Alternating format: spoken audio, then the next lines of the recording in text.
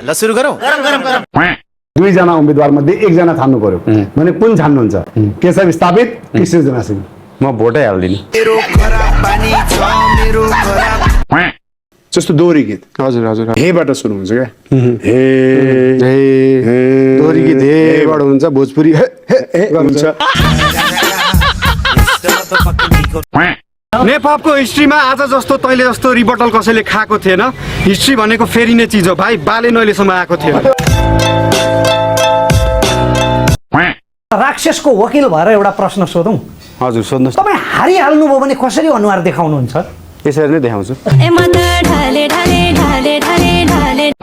छैन, गाह्रो छ भनेर बसियो भने त चुप लाएर सुतेर बसे भइगयो त। गाह्रो छ आज के उठ्नु, आज म दिनभरि सुतेर बस्छु भन्दा भइगयो। नर्मली कुन कुन बेला बेलुका सुत्दाखेरि चस्मा खोल्नुहुन्छ? होइन, बेलुका सुत्दा चाहिँ लाएरै सुत्छु होइन। तपाईँको आँखाको भावलाई कसरी बुझ्ने त? अब नबुझ्ने मलाई पोलिटिकल पार्टीहरूले भन्छन् हामी घर घरमा पुगिसकेका छौँ, हाम्रो घर घरमा हाम्रो क्याडेट छन्। मेरो पनि त घर घरमा मान्छे कान कानमा गीत त 12 वर्षदेखि पुगिसकेको छ नि त। कतिपयलाई ऱ्यापमा प्रयोग भएको भाषा चाहिँ असभ्य लाग्ला होइन? हजुर हजुर। तर हामी अनौपचारिक रूपमा त बोलिरहेकै भाषा, प्रयोग गरिरहेकै भाषा हो। त्यो मार्सबाट जुपिटरबाट ल्याएको भाषा त होइन। काम गर्न दिन्छ भने स्वतन्त्र व्यक्तिलाई काम गर्न गाह्रो हुन्छ। काम गर्न दिने र नदिने भन्ने कुरै छैन नि। स्थानीय सरकार हो नि त। स्थानीय सरकार मेयरलाई काम गर्न दिने र नदिने भन्ने त कुरै छैन। त्यो त सरकार हो। त्यहाँ अपोजिसन बसेर त्यहाँनिर टेबल ठट्टाउने होइन नि त।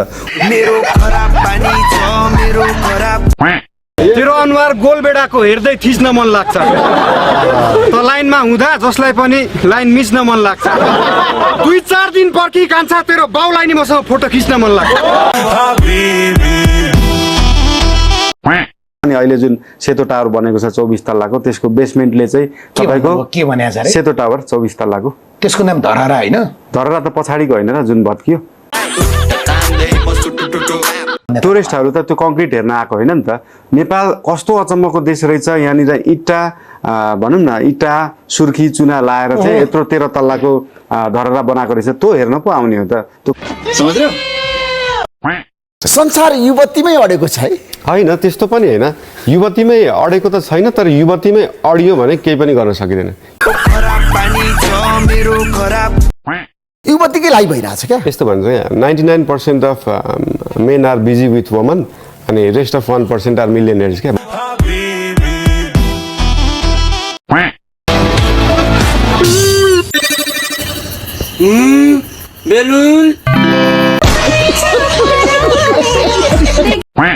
बर्खामा पानी पर्दाखेरि त त्यो सोसेर भित्र पानी जाने भयो नि त। जमिनको पानी रिचार्ज हुने भयो। तपाईँको घरको बोरिङमा अस्ति पानी नआएर गाह्रो परेको थियो, अब त्यो बोरिङको पानी माथि आउँछ। इनारको पानी माथि आएपछि खोलाको पानीको लेभल पनि माथि बढ्छ। होइन, सफा पिउने पानी चाहियो। सुन्दै गर्नुहोस् न, यहाँ आइसक्यो सफा पानी, सुन्दै गर्नु। मैले चुनाव जितेँ भने आफैले गर्दा जित्ने हो। मैले चुनाव हारेँ भने पनि आफैले गर्दा हार्ने हो। कोही उठिदिएर बस्दिएर लडिदिएर सुतिदिएर त मलाई केही पनि हुँदैन होइन। तपाईँभन्दा अगाडिका मेयरहरूलाई अथवा यसभन्दा अगाडिका पदाधिकारीहरूलाई पनि त फोहोर त गनाउँदो हो नि। यो टेक्नोलोजी त थाहा नभएको होइन होला?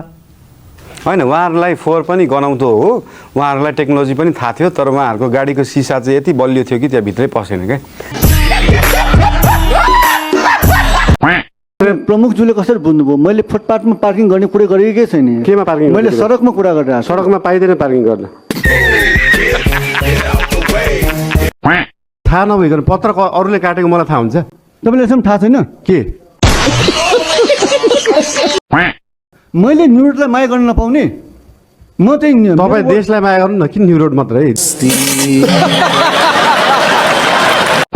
तपाईँ चाहिँ डेट जान चाहनुहुन्छ भने चाहिँ या त हुन्छ नि ल कफीकै लागि जानुपर्छ, या त 1 घन्टा चाहिँ तपाईँलाई टाइम स्पेन्ड गर्नु मन छ भने चाहिँ के अरे who do you prefer, male or female? Obviously female. ए एकचोटि उहाँलाई कपी गर्नुहुन्छ तपाईँ बालेन? होइन होइन, मलाई त कपी गर्नु। अनि तपाईँको सरकारको बारेमा यो सरकार कस्तो हुनुपर्छ भन्ने बारेमा गीत गाउनु होइन यो सरकार कस्तो हुनुपर्छ भन्ने शब्दमा बारेमा चाहिँ गीत भन्दा पनि मलाई काम गर्न मन छ किनभने यो होइन, कुराहरूलाई गीत पनि त इम्पोर्टेन्ट भन्नुभयो नि तपाईँले होइन गीत त इम्पोर्टेन्ट हो यो चिज चाहिँ कस्तो हो भन्दाखेरि गीतमा भन्दाखेरि त्यति मजा नहोला तर मैले साँच्चै काम गरेर देखाएँ भने तपाईँलाई मजा आउँछ क्या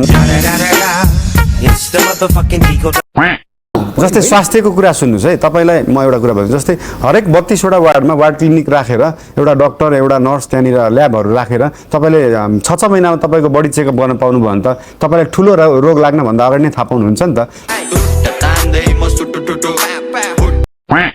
नमस्कार है हजुरहरू अब के गर्नु विपक्षी पार्टी भनेर पनि हुँदैन ओहो कस्तो राम्रो उम्मेदवार यतिको उम्मेदवार पाए त के उठ्नु सुति नै दिन्थे म त स्वतन्त्र व्यक्तिको चुनाव जित्न धेरै गाह्रो छ गाह्रो छ असम्भव छैन नि त गाह्रो छ भन्नुभयो असम्भव छ भन्न सक्नुहुन्छ हामी सबैले यहाँ दारू हान्ने भिडियो खिच्यो कसले सिसान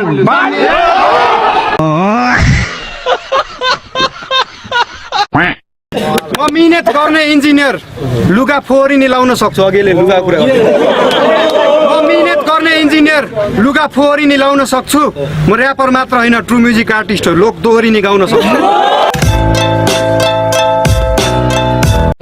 तपाईँको नक्सा मसँग मैले यहाँनिर यत्रो नोटिस दिएको छ अनि के हो यो